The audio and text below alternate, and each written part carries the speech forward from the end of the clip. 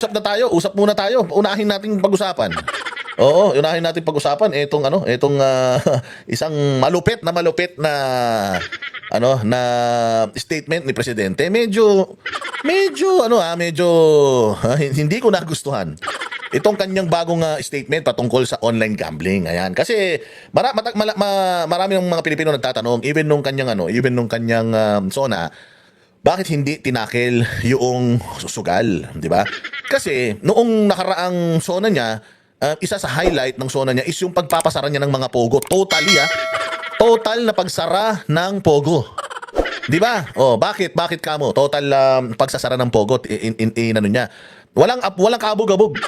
Total, as in, walang matitira kahit isa. O, di ba? Kaya naman yung total na ban eh. Kaya. Pero bakit itong ngayon na online, hindi niya maban? May pinoprotektahan ba siya? Meron ba siyang kinikita rito? Kasi magtataka ka, bakit nga hindi mo tinotal ban samantalang yung pogo tinotal ban mo?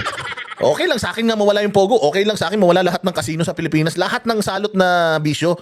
Mawala, okay na okay sa akin yan. Kaya nga nagtatanong ako, bakit binan mo ang pogo pero ang online gambling hindi? Again ang pogo, ang apektado dyan, ibang lahi. Ang nagsusugal sa pogo, ibang lahi. Kaya lang naging delikado yung pogo kasi nga sila dito sa Pilipinas nagkikidnapan, nagpapatayan. O yung mga magkakalaban ng mga pogo ng mga illegal kumbaga parang umaabuso sila sa batas o lumalabag sila sa batas. I mean, ang nalululong ibang lahi, tapos dito sa Pilipinas, since nandito yung mga yung mga operations nila, nagrarambulan sila dito. Anong kasalanan ng mga Pilipino doon? Ang may kasalanan kung bakit nagrarambulan yung mga yan, nagkikidnapan, nagpapatayan yung mga yan. Kasi nga malambot ang peace and order natin ngayon sa Pilipinas. Kaya kaniwat kanan yung paglabag nila sa batas, hindi ba? Pero kung sana tinigasan natin, sana hindi tayo pumapayag na pakalat-kalat lang ang mayan. Sana kung may nakikita tayong pakalat-kalat, sinicheck na natin yung mga papeles ng mga yan, kung may dokumento o wala. Kung naging stringent tayo sa pagsuyod sa mga ito, sa tingin mo gagawa na ba ng kalokohan yung mga yan? Kung halimbawa nakita nila dito may pulis, gagawa ba ng kablokohan mga yan? Hindi. Ang problema, kung yung pulis mismo involved dito sa ginagawa ng mga sindikato na ito, kasi naging sindikato na yung illegal eh. Ang pogo kasi legal. May mga binigyan ng lisensya na legal. Ang problema, nag-a-umbrella sila. Yung isang lisensya, pinapanganak nila. At yun yung nagiging illegal. Tapos dahil sa operations, sila yung mga tao nila nag-away-away. Oo, so hindi nalululong ang mga Pilipino sa sugal, pero nadadama yung mga Pilipino sa mga krimen na ginagawa nila. And ang responsibilidad dapat ng gobyerno natin is to parang maging stringent tayo pagdating sa peace and order. Hindi sana natin hinahayaan na makapag-commit ng crime ang mga yan. Kasi kahit na anong galit mo rito sa pogo na to, kung patulog-tulog ka rin sa trabaho mo bilang ikaw halimbawa ako PNP chief. Oh, kasi syempre kapag yung crime nangyari dito sa loob ng bayan natin kahit ibang lahi, syempre counted yun as crime dito sa Pilipinas. So kung gusto nating ihinto yung mga krimen na ginagawa ng mga Pilipino, dapat ganoon din tayo sa ibang lahi. Din natin, kumbaga diligent din tayo sa paghinto sa crime na ginagawa nila. So yun yung nakikita kong naging problema ng pogo. So total ban, okay din yan. Parang wala na talagang problema. O hindi ba? O ano nangyari? Napalitan ng online. Nung napalitan ng online mga bossing, patay tayo. Lalo naghirap ang bayang Pilipinas. Bakit? Yung mga wala nang pambayad ng bigas, putangin yan. Wala nang pambayad ng kuryente pagkamahal-mahal. Putya, itinataya pa dito sa sugal na ito kasi makakapagsugal ka kahit 2 piso. Oo. Oo, kahit barya-barya, kahit bata makakapagsugal. So, sino ngayon yung mas makapaninsala? Makapaminsala. Sino yung mas malala? Yung pogo na hindi tayo apektado? Kailangan lang natin pagpaigtingin ang peace and order drive natin para lang hindi sila makagawa ng krimen. O yung online gambling na ang ekonomiya ng isang tahanan ang tinatamaan. Bakit mo masasabing ekonomiya ng isang tahanan? Ako, padre di pamilya, meron akong konting pera, pangpapakain ko na lang sa pamilya ko. Tumaya ako ngayon, nanalo ako. So tumaya ako ulit, nanalo ako. Kumain tayo ng 2 araw na masaya. O, pangatlong araw, natalo na ako. Oh, pati baon ni Bunso, naitaya ko na. Pambayad ng kuryente, naitaya ko na. 2 araw lang tayong maginhawa, 1 buong buwan tayong tipid dahil natalo ko. At ang problema, nangungutang pa ako para itaya dito kasi bayaran na ng tuition, bayaran na ng kuryente. O so, yung ekonomiya ng pamilya ang nasisira kasi imbis na yung mga kapirahan ng mga kababayan natin ilalagay doon sa mga pagpupuntahan niyang mga kapakipakinabang sa pamilya, nauubos dito sa sugal. At ilang pamilya ang masisira dahil dito sa sugal. Ang sugal at ang droga at ang alak, basta bisyo, nakakasira po yan. Nakakasira yan. O pakinggan natin kung ano ang sagot ng ating mahal na Pangulo noong tinanong siya, bakit hindi mo maiban ang online gambling? Kaya mong iban ang Pogo, pero bakit hindi ang online gambling?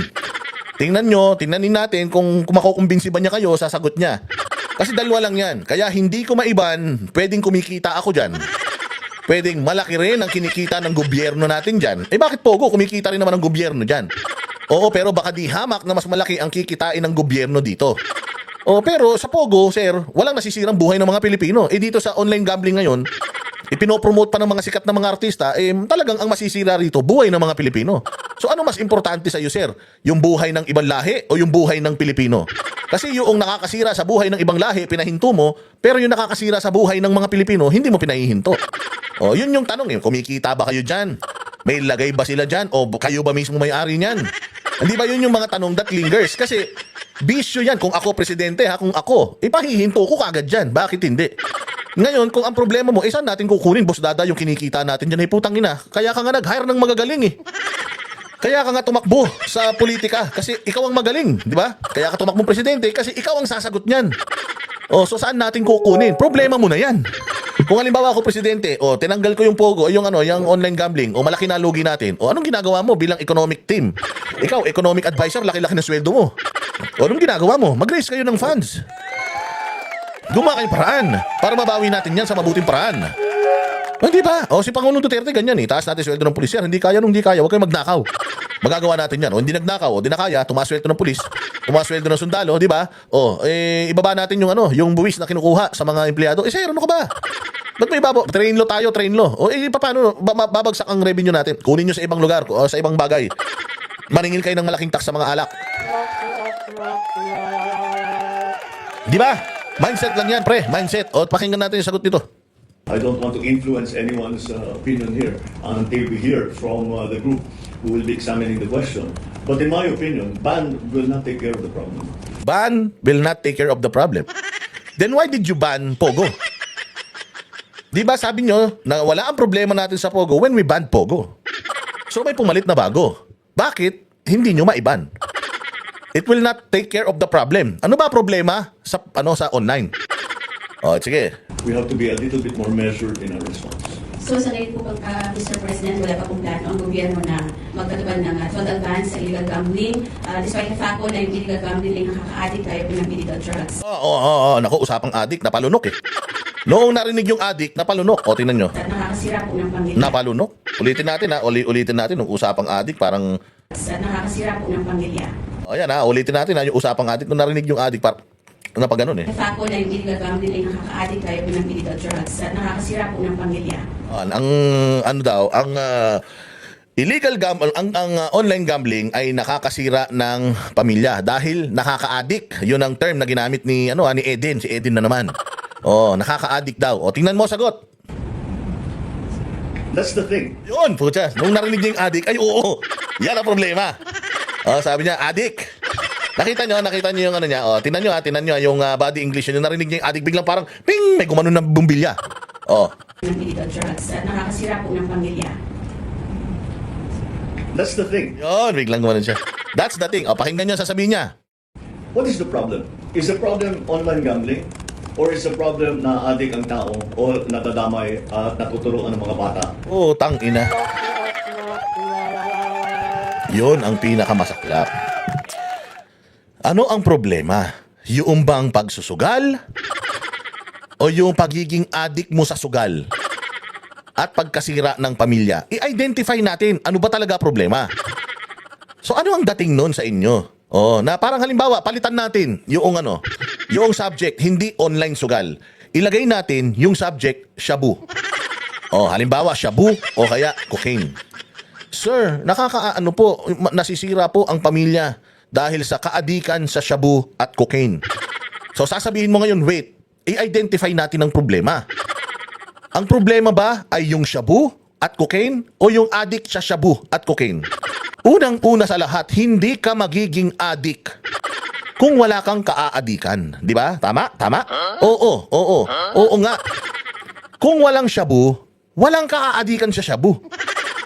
Kung walang cocaine, walang kaaadikan sa cocaine. So ang ibig sabihin ni Presidente ba dito hindi problema ang cocaine at shabu, pabayaan mong bumaha sa Pilipinas. Kailangan mo lang magpalabas ng mga information drive. Magpalabas lang tayo ng mga information drive na masama ang dulot ng sobrang paggamit ng shabu at cocaine.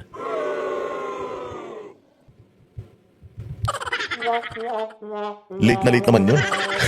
Napindot ko. Hindi ba? So ano yun?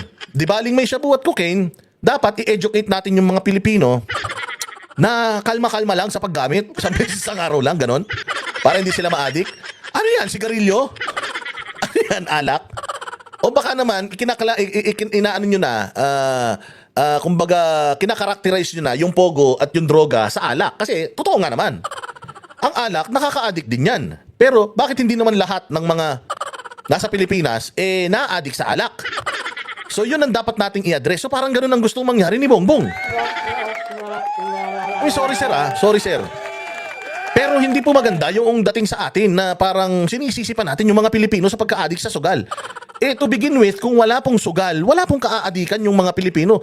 Kung iban ninyo ang alak, iban ninyo sigarilyo, iban ninyo lahat ng mga bisyo, okay lang Para talagang yung mga Pilipino, hindi na sila ma-addict sa kahit na anumang mga bisyo. Malaki ang mawawala sa atin, totoo. Pero sigurado ako na survivor ang mga Pilipino, I am sure. Kasi with all those syntax producing na mga bagay-bagay sa Pilipinas, ang hirap pa rin ng Pilipinas Putangin na yan Di ba? Ang laki na ng buwis na binabayaran sa sigarilyo, sa alak. Pero ang Pilipinas, mahirap pa rin Ginawa nga natin yun Tinaasan natin yung mga buwis ng mga yan para mas marami tayong buwis na makuha. Actually, tinaasan natin yung mga buwis na yan para sa mga pulis natin magkaroon ng mas malaking sweldo. Diyan natin kinukuha Bakit yung pulis mas tamad ngayon kaysa dati? So mali-mali para sa akin Ewan ko sa inyo kung mali sa inyo, pero para sa akin, kapag sinara mo ang sugal, wala nang ma-addict sa sugal. Kapag pinatay mo ang cocaine at ang shabu sa Pilipinas, wala nang ma-addict sa cocaine at shabu sa Pilipinas.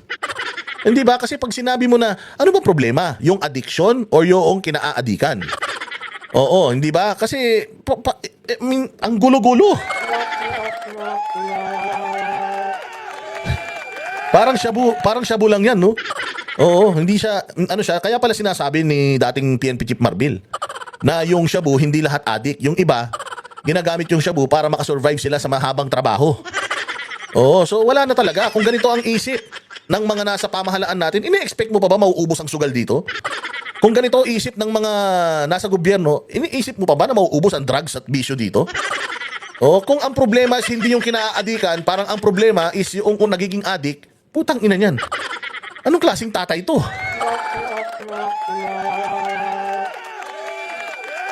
Ilagay nyo i-comment nyo below yung mga hinaing ninyo tungkol dito sa binitawan niyang salita. This is so wrong in so many levels. Oo, kasi naiintindihan naman natin that revenue generating ito. Kaya nga natin to kinukumpara sa Pogo We are happy that Pogo is out. Ang kukulit ng mga Chinese na yan talaga, ang babaho pa.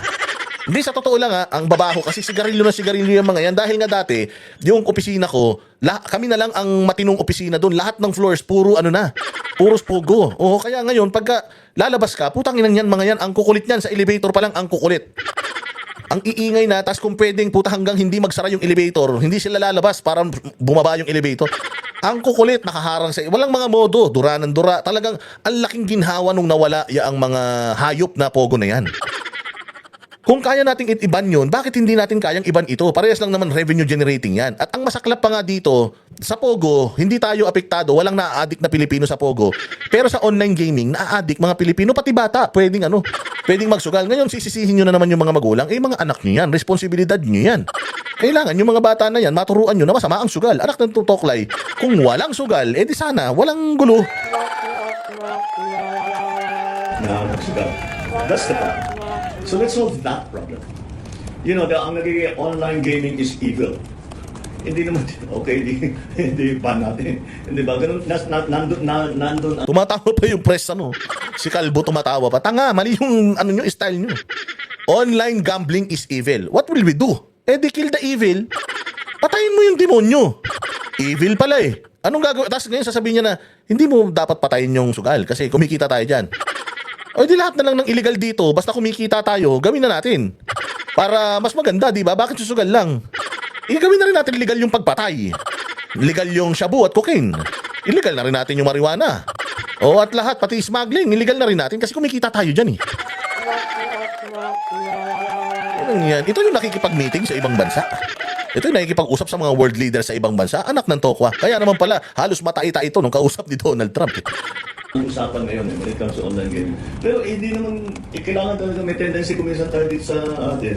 Pagka may problema, it's not necessarily the solution. Maybe it is. Baka pagkatapos ng usapan nila, sasabihin din, kailangan talaga iba. Hindi ba? Pero pag-aralan natin ang mabuti. Huwag tayong... Pinag-aaralan nyo ba? Yun ang tanong.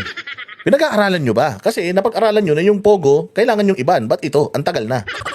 Oo, ba't ito ang tagal na? Di ba?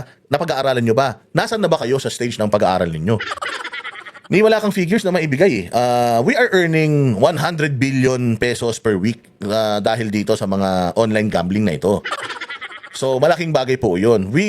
What we can do is to regulate because I believe yung sugal is hindi naman yan katulad ng drugs na talagang kailangan totally alisin mo kasi nakakasira talaga yan ng utak. Pero on the contrary, nakakasira din ng utak at ng pamilya itong sugal na to. Alam naman natin yan. Marami na nga, di ba, yung sugal nga dyan sa may namaril pang ano dyan eh.